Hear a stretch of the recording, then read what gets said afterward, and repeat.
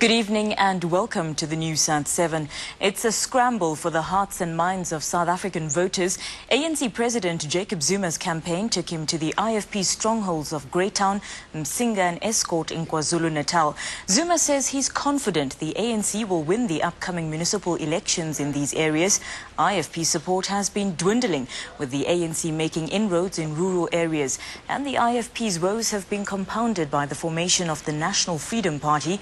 With a week to go before local government elections, political parties are putting the finishing touches to their campaigns, wooing the electorate. 7 days to go and a major stumbling block for the IFP. The Constitutional Court has ruled the party cannot field candidates at Mzumbe because it missed the list submission deadline. It is indeed very disappointing because this is the highest court in the land which has made the decision, and therefore there is no other opportunity of doing anything else. In Cape Town, Kusatu's Zwelinzima Vavi didn't mince his words, naming and shaming ministers who've caused embarrassing mistakes for the ANC-led government. Vavi urged shop stewards to vote for the party and pushed for the ills to be addressed. This minister is the one that is employed to look after our security. He says, I don't know that my wife is selling drugs. One minister was reported to have gone to Switzerland to see a girlfriend, allegedly. The girlfriend is in prison there for drugs.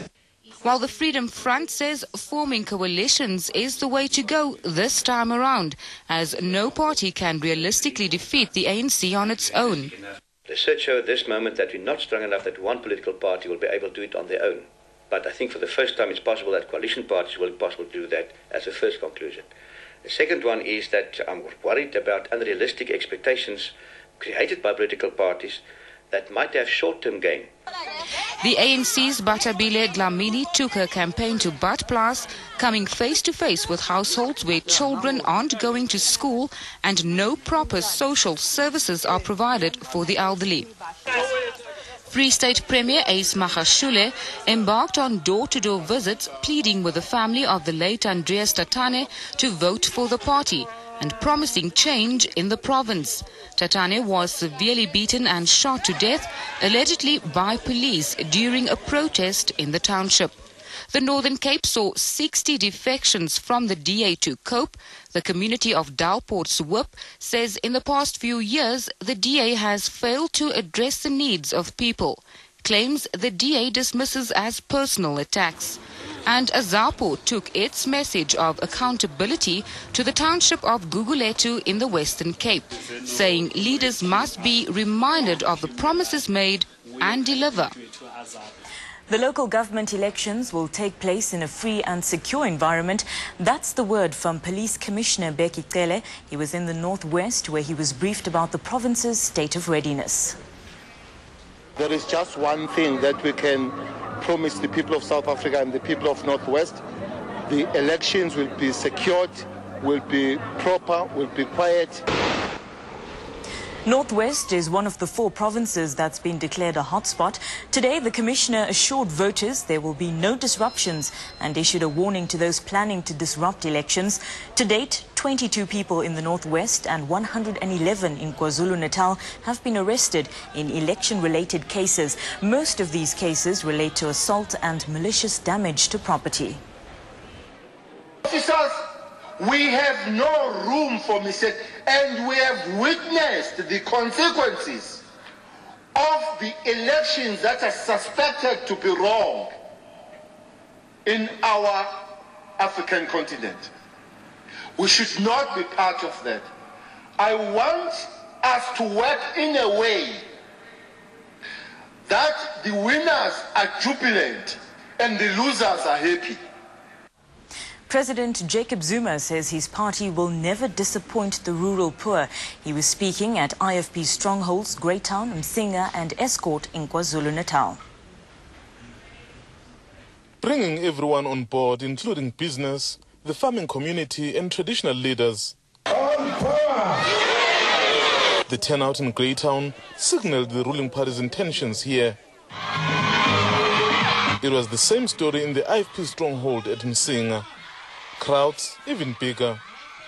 These areas remain impoverished. Rural areas that are more depressed need more focus. I think is a logical thing to do. And Msinga is critically one of the areas. But it is men and women at the coalface of service delivery who must make it possible. We are not going to disappoint them. That's why I raised with them the question of councillors and the attitude of councillors towards communities. And that's what the president hopes will sway many votes towards the ANC. As the ANC intensifies its campaign in this area, it's hoping to capitalize on the split between the IFP and the NFP. The IFP has remained largely dominant in this area. Mzwandile Mbeje, SABC News in KwaZulu-Natal. The Independent Electoral Commission has officially opened the National Results Operations Centre, or the ROC, in Pretoria. It will be the central hub where all results will be processed for this year's local government elections. This will be the nerve centre of the IEC for the elections. Votes cast at the almost 21,000 voting stations will find their way here, where they will be processed and the final results announced. Political parties, government, business and the media will be observing the results tally. We will ensure that we manage the entire process in a manner that will result in what some writers refer to as electoral justice for all the participants. The IEC believes that a successful election in South Africa will mean success for democracy on the continent.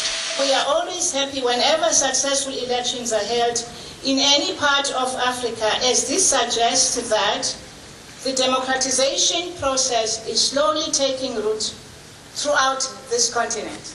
The SABC has also pulled out all the stops for the election and will broadcast live from the centre.